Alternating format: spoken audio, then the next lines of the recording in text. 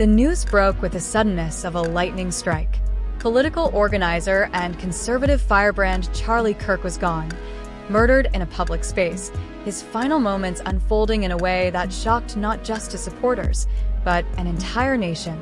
The announcement hit the airwaves in real time, cutting through the routine of daily broadcasting.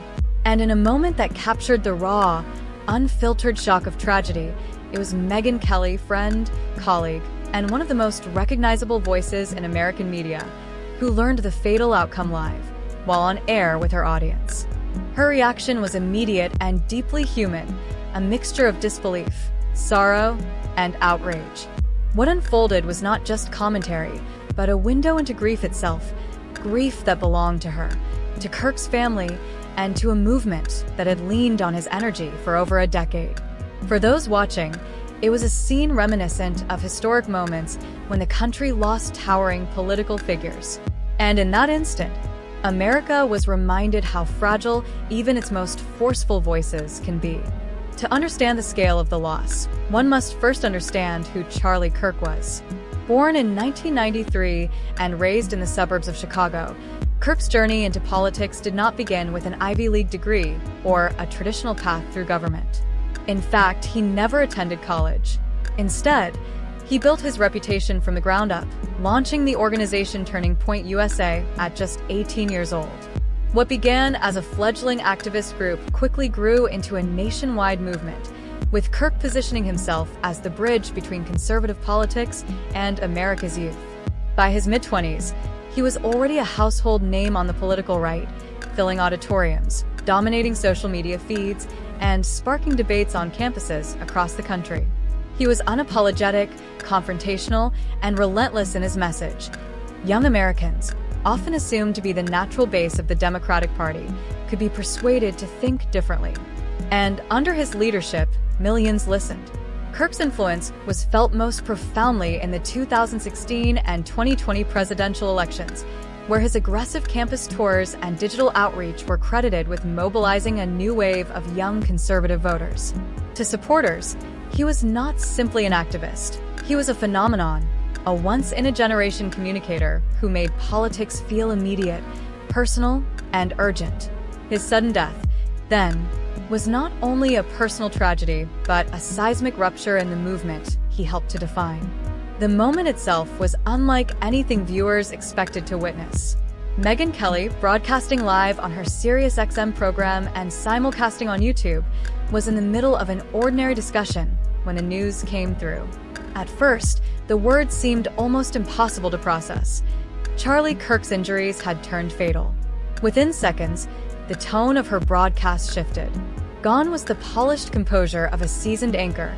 In its place, the raw, unfiltered anguish of a friend blindsided by tragedy. Her voice broke as she tried to articulate the scale of the loss. She described Kirk as larger than life, a man who had already reshaped American politics in just over a decade and who, in her mind, was destined for far greater things. To Kelly, this was not simply another headline to be covered. It was a personal blow that reverberated through every word she spoke.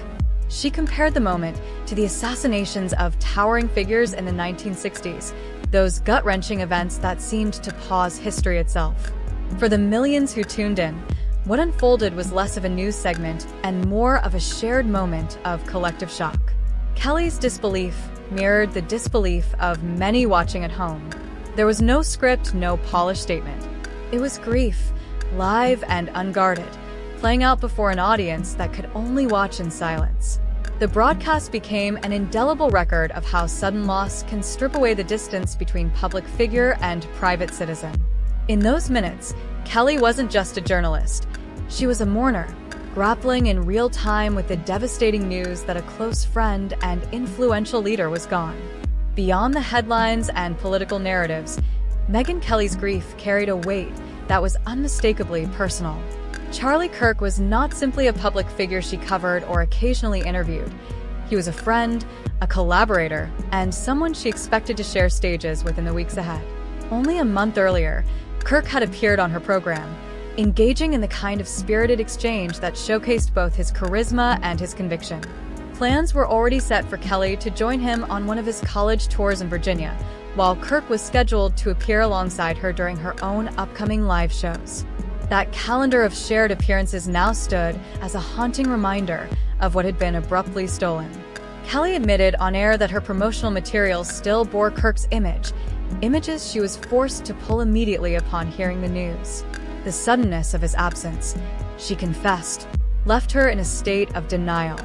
For her, the idea that someone so vibrant, so central to the political conversation and to her personal circle could vanish overnight seemed impossible to accept.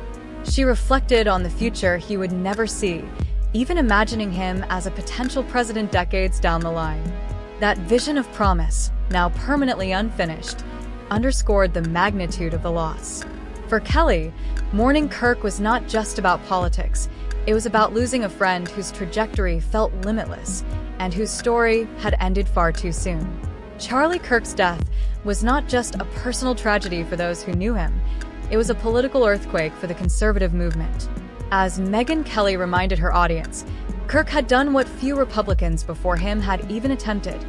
He made a serious play for the hearts and minds of America's youth.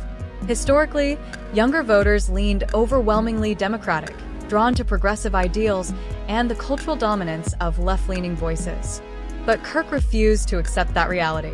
Through Turning Point USA, he built an operation that placed him directly in college auditoriums, on TikTok feeds, and across social media platforms where traditional Republican voices rarely ventured. The results were staggering. Kelly argued that it was no exaggeration to say Kirk delivered the youth vote to Donald Trump, breaking through barriers that had long seemed insurmountable. Even Trump himself, known for his selective acknowledgments, paid tribute quickly and decisively, recognizing Kirk's unique contribution to the movement. That acknowledgement, alongside statements from leaders across the political spectrum, underscored Kirk's unusual influence. For conservatives, Kirk's presence represented both strategy and symbolism. He was proof that the next generation was not lost to the left, and that with energy, persistence, and charisma, young Americans could be mobilized to embrace a different vision. His sudden absence, then, left a vacuum, one that conservatives feared might take years, if not decades, to fill. As the hours passed after the news broke, Megyn Kelly's grief began to sharpen into something more complicated. On air, she admitted to being torn between two impulses, grace and vengeance. On one hand, she recognized the calls from colleagues like veteran journalist Mark Halperin, who urged Americans to search for strength and restraint in the wake of the killing. On the other, Kelly confessed openly that vengeance did not offend her sensibilities. Having gone to law school with the intent of becoming a prosecutor, she expressed a clear desire to see justice carried out with severity and finality. For her, justice meant more than symbolic gestures. She stated plainly that the perpetrator, once caught, should be tried, convicted, and executed. It was a stark and unfiltered declaration, one that underscored both her anger and her fear. Because behind her fury was also a personal concern: the safety of public figures who speak out in politically charged environments. Kelly acknowledged that she now had to reconsider her own security as she prepared to embark on a live tour, a reality that suddenly felt much more dangerous in the shadow of Kirk's assassination. At its core, this tension between grief and justice mirrored a larger national dilemma. How should a country respond when violence enters the public square, not only silencing a voice but sending ripples of fear through those who remain? Kelly's answer was raw, deeply human, and uncompromising. Mourn the loss, but demand accountability. The cultural response to Charlie Kirk's death reflected the fractured state of American discourse. As Megyn Kelly noted with visible frustration, many tributes poured in quickly from across the political aisle, including statements from Barack Obama and Joe Biden, gestures she acknowledged as sincere and measured. Yet at the same time, she was painfully aware of the darker corners of the media landscape. Within hours, cynical commentary and dismissive reactions appeared online, particularly from outlets and commentators hostile to Kirk's politics. Kelly called out networks like MSNBC, accusing them of responding with coldness, even cruelty. at a moment that demanded basic human decency. This polarization underscored the challenge of grieving publicly in today's climate. For every heartfelt condolence, there seemed to be an equally sharp attack, as if even death itself could not escape the gravity of partisan division. Kelly's sorrow was compounded by this reality. She wanted space for mourning, yet found herself confronting the same culture wars that Kirk himself had spent his career fighting. In that sense, the reaction to Kirk's death became more than just a reflection of his impact. It became a mirror of the country's own divisions, starkly illuminated by tragedy. In the midst of her grief, Megyn Kelly wrestled with a question that has long haunted American politics. Could this tragedy bring people together, or would it only deepen the rifts already tearing at the nation? She admitted she was uncertain. Reflecting on history, she compared Kirk's death to the political assassinations of the 1960s, moments that forced Americans to confront loss on a collective scale. Yet, she wondered aloud whether today's culture was even capable of unity in the same way. Part of her doubt came from experience. Kelly confessed that she and many conservatives had not felt like themselves since the Obama years, describing a country that had grown more divided, more distrustful, and more hostile. And yet, she also spoke as a mother, acknowledging the responsibility she felt toward her children, who admired Kirk and consumed his content online. For their sake, she said, she had to hope for healing, even if her instincts leaned toward anger and retribution. In her words, there was no clear answer, only the fragile hope that grief might, however briefly, create space for a shared recognition of loss. As the broadcast drew to a close, the weight of the moment was undeniable. Megyn Kelly, usually sharp and composed, ended not as a commentator dissecting the news, but as a friend mourning someone whose story had been violently cut short. Charlie Kirk, she insisted, was more than a political figure.